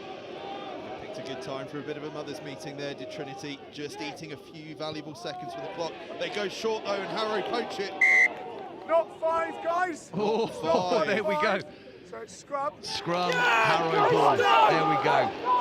Wowzers, wowzers. And what we saw from the last player in this position was Charlie Cross combining brilliantly with Charlie Green on that right-hand side. Will they try something similar? Ball didn't go 5. It was right on the edge of that line. With my Mystic Meg hat on, and with Captain Kepu Tuipulotu at 8, I would probably envisage him taking this upon himself off the base of this scrum and see if he can put a significant dent in this Trinity defence, straight from the number 8 spot. pulled the last one. Crouch. This one 3 years ago from a similar position.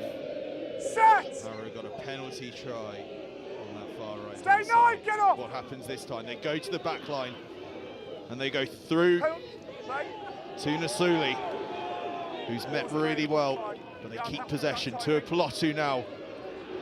Charging forward, dragging the defence with him. Standards, guys, really high. Coburn Miller now All three of us work. on the charge. Oh, it's a great carry from the loose head. Trinity competing at that breakdown. Edstrom now. Through the hands they go, Simpson. Oh, that's brilliant out the back. It's well held on as well. Harrow keeping possession alive. Black to Truscott. Coburn Miller again. Black. Edstrom. Now cross. Has he got another bit of magic in him? Brought down this time. No, off your feet, leave it thin. Use. Spilled by Harrow. And that could well be it. That is it. Trinity, the reigning champions, are into the semi-finals. A first defeat of the season for Harrow. Trinity go unbeaten for the term. And look what it means to these boys. Reigning champions, and back-to-back is on. It was an outstanding comeback. Harrow threw everything at it. But between Byrne and Bailey and their superb defence, Trinity have found a way to keep the back-to-back dream alive. What a game. What a game. Well, I'm not sure about the afters. We'll probably leave that for another time. But yeah, I mean, it doesn't get much better than that. High drama right till the end, and heartbreak for the home team, Harrow. I think what a fantastic season. They can be incredibly proud of what they've achieved up to this stage. But like so many teams that have come before them, you know, Trinity on the day were simply the better team and got the points when it mattered most. Massive credit goes to them. They were down to 14 men for 2 spells in that game and still found a way to win. Fantastic. Whoever plays them in the next round are going to be trying to probably avoid them in the draw. But I mean, there's some top quality teams. We saw Oakham really put a big score on RGS Newcastle. So any team in the semi-final is going to be worthy of a place there. But you can't look past Trinity retaining their title again with a performance like that away from home. What a fantastic performance. Congratulations to Trinity. Absolutely outstanding from Trinity, and I think it says everything about these two sides that in that final minute, Harrow gave themselves a chance, and they deserve nothing less than to have a chance at the death. And it says everything about Trinity that their defence just stepped up as it had from the opening seconds of the game and just shut the door, and it was defence that did it in the end. Indeed, to restrict Harrow to 15 points away from home, a team that have regularly put 40, 50, 70 points on some teams this year. You know, that's the mark of a quality outfit, and for 20 minutes of that with one man less as well. So again, it's been the bedrock of their success for a number of years, and again it was today. And you know, a couple of classy performances from individuals, but it's very hard to not look far beyond the team effort. Will Pert-Smith at flanker again, some big hits. Matabalava at 8, who had a fantastic game. But I think just as a team effort, squad effort, guys coming off the bench, all stepping up. We got the fly half getting turnovers at breakdowns. Fantastic team effort, and congratulations to them going into the semi-finals. Astonishing, wasn't it? That turnover from Bellamy, and that one moment where they managed to just link all of the backs together was the moment that made the difference in the end, with Bellamy releasing Byrne, who popped it on the inside to Bailey for that brilliant finish. And just that one moment of class in the back line, ultimately the difference maker. Yeah, and someone like Connor Byrne usually is you know, knackered having made 20-30 runs in a game, but kept reasonably quiet, again purely for the fact of the quality of the opposition. But when it counted, tired legs from the opposition, he was able to get outside his man, make a break and set up Bailey for that match defining try. and they had enough to hold on right at the death. But I mean, it doesn't get much closer than that, does it? With a team 10 metres out playing to win the game at the end to hold up. But yeah, fantastic effort by both teams, and they'll both look forward to their Christmas holidays after a fantastic season. They certainly will, and I'll tell you what, the Harrow faithful showing their appreciation for what is an absolutely glorious team. The season might be ending with this defeat for Harrow, but let me tell you, it has been one hell of a season from these boys in blue. They have been exceptional, unbeaten up until today. Quite possibly one of the best 2 or 3 teams in the entire country, but as are those boys celebrating in blue and white. The Schools Cup champions are into the semi-finals, and what a way to do it. We see the tries again. This was way back in the first half.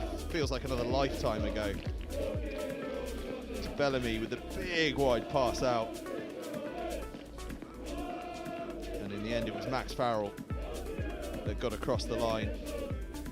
It feels like years ago. I barely remember this try. It was a lot warmer back then, that's for sure. But we saw a couple of great tries, didn't we, in that corner? We'll see one in a moment from Harrow, but clinical finishing from both sets of backs. Big moment in the game was the Harrow penalty try. We see Matabalavu coming in there, the Trinity number 8, and collapsing that maul virtually on the try line, and good decision by the ref.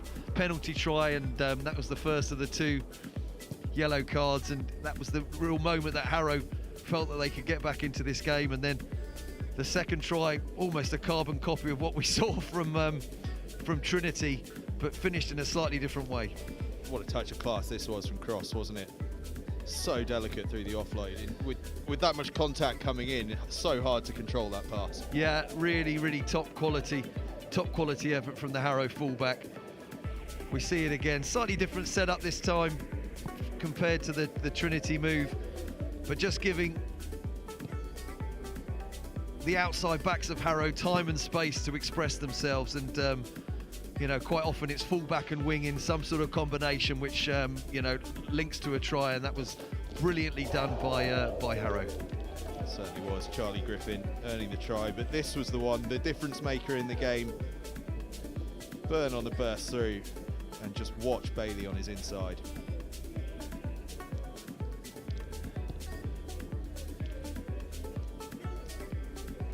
Either our camera team are incredible and our producer is outstanding, or it almost looked like he went into slow motion just as he stepped inside. It was brilliant. Connor Byrne, the England fullback, that's just a touch of class, isn't it? Just to step on the afterburners there, get round the outside, and then get the simple pass back in. Indeed, and it's a great finish, but probably what we're not going to see, but was probably more important, was the conversion. You know, that's from virtually the 5 metre line on the right-hand side, but at that point it was a one-point game.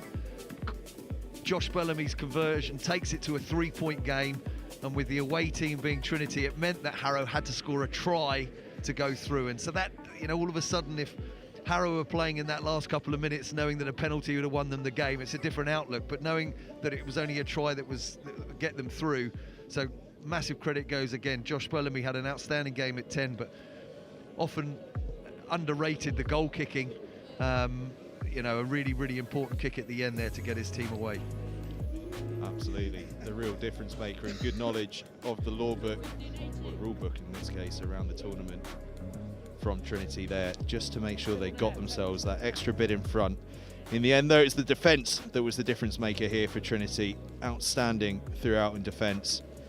And it all finishes up in this Under-18 Schools Cup quarter-final with Trinity, the reigning champions, going through to the semi-finals, winning at Harrow 18 points to 15. It has been a magnificent afternoon here in northwest London. Pete Richards, thank you so much for joining me. It was a pleasure to have you alongside.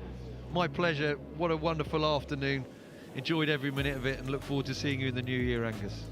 Certainly can't wait for it. We will see all of you very shortly. Please come and join us a week on Friday when we are playing a bit of National League One rugby for you with Rams against Chinner. That's Friday night, the 16th of December. A little Christmas showpiece for you.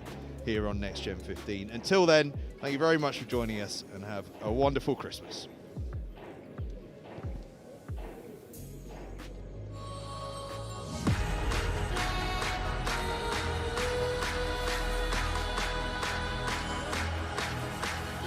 Introducing Next Gen 15, the new home of school rugby.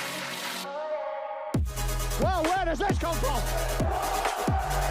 Covering everything the school game has to offer in both the north and southern hemispheres. Oh, the great tackle! It's not good enough.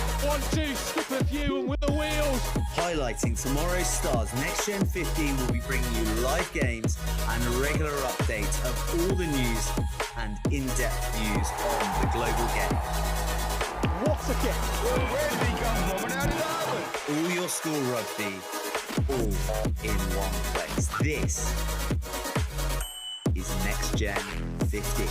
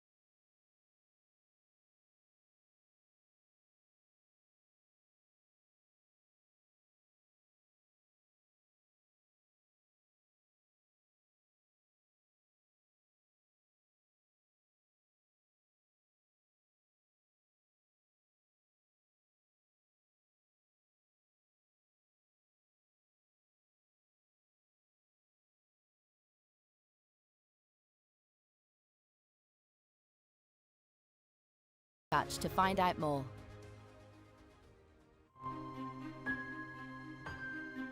So, the big day is finally here. The most exciting chapter in your life so far is about to begin. As you've probably noticed, this is truly no ordinary school. This is a place that has shaped our world for centuries. Look at the names carved into the walls. Churchill, Byron, Trollope. Giants, every one. Be inspired by them to unlock your potential, to challenge yourself to achieve all you can. Knowing, like I did, that you'll always have the trust and support of your housemates. To say that Harrow is unique is no exaggeration.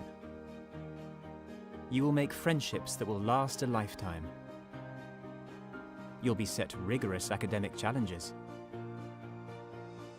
You'll compete in a whole range of individual and team sports. Your artistic creativity will be given the chance to flourish. In fact, whatever your passions, whether you know them now or not, you'll discover them in your time here, surrounded by friends. In 5 years' time, when you leave, you'll be equipped to take on whatever challenges life throws your way. You'll be ready to lead, to serve, to fulfill all your ambitions, whatever they may be. This is just the start.